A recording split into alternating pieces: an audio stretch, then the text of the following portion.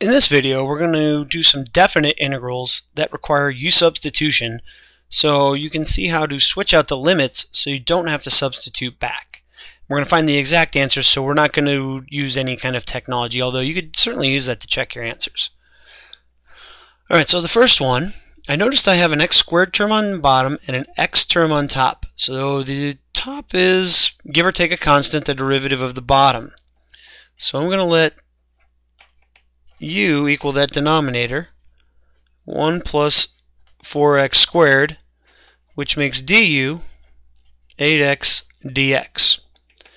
I'm almost there. I mean, this will just sub right in. The problem is I need an 8x dx to make this substitution. So I put 8 in there and a 1/8 in out here. Now those balance. There's my 8x dx. So I have my substitution. So I have 1/8. I'm going to write the limits last, and I'll talk a little bit about why here in a second. 8x dx is my du, so I can write it as, if I want, 1 over u du. Now with my limits, if I put 1 and 2, these are x values, because that's what our integral is in terms of. What would be nice is if I had my limits as u values, because then I don't have to substitute back. Here's my relationship between x and u. So my upper limit was 2, so u equals 1 plus 4 times 2 squared, which is 4 times 4 is 16, plus 1 is 17. My lower limit is 1 plus 4 times 1 squared, which is 5.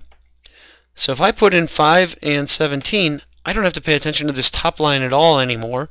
This is now my definite integral, which does not require any substitution at all. It's 1/8 the natural log of the absolute value of u from, I like putting little brackets on there, 5 to 17. Both of those are positive, so you don't really need the absolute value.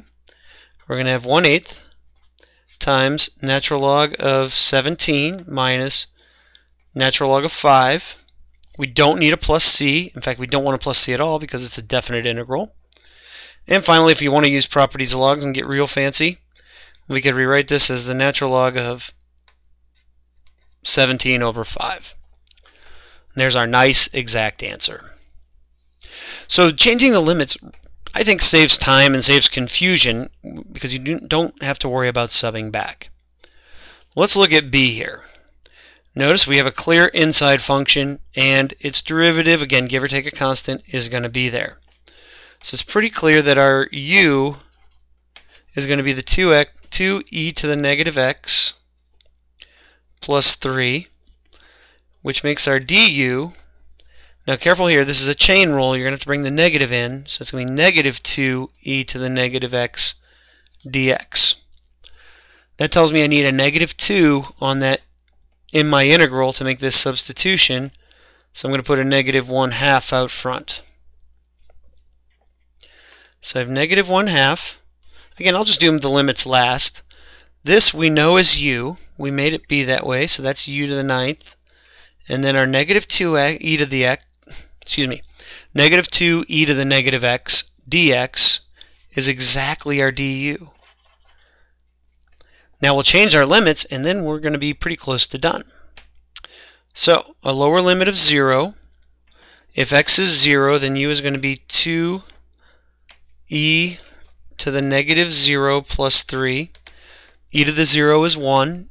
2 plus 3 is 5. So our new lower limit is 5. Now we'll plug in 1. We have 2e to the negative 1 plus 3. Nothing we can do to make this too nice looking. We might say, okay, well, that's 2 over e plus 3. Again, this one we wanted exact answers, so we're not going to put that in as a decimal. 2 over e plus 3. Alright, let's take our antiderivative. We have negative 1/2 sitting out here out front. Our antiderivative, you increase the exponent by 1, so u to the 10th, and you divide by the new exponent.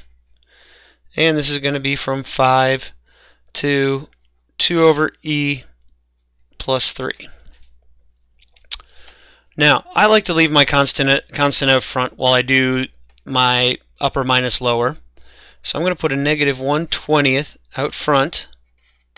the 10 times the 2 and the negative here.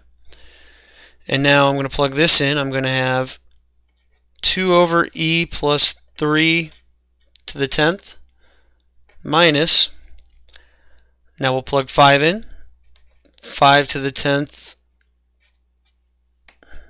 excuse me, we don't need that, just 5 to the 10th. And there's our exact answer. Not real pretty, but it is exact. And I would just leave it that way. Last one. We saw one like this in another example. What you should notice about this is cosine has an argument of 1 over x, and the derivative of 1 over x is negative 1 over x squared. And we have basically, because we can think of this as times 1, we have a 1 over x squared dx. So my u is 1 over x. Therefore, my du is going to be negative 1 over x squared dx. So the only thing missing in here is a negative on the inside, which means I need to put a negative on the outside. So now I can make my substitution. So those negatives take care of that. And what I'm going to have is, this is actually going to work out quite nice. The negative 1 over x squared is my du, and that's u, so it's just cosine of u du. And now this just says I flip my limits, so u is going to be 1 over 4 over pi, which is pi over 4.